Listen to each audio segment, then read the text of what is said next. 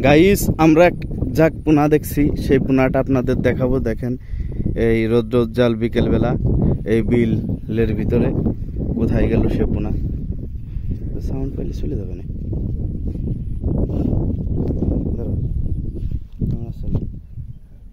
আউরো ভাই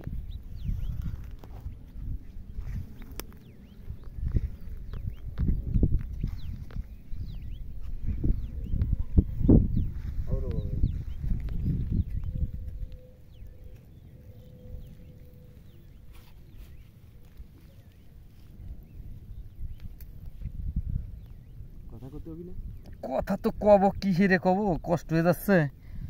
টাকির ফোনা, দেশাল টাকির ফোনা বিলের ভিতরে রাস্তার মাঝ দিয়ে যাচ্ছিলাম, তা অনেক সুন্দর লাগলো দেখে। ফোনাগুলো ভিডিও করার ইচ্ছা থাকলো।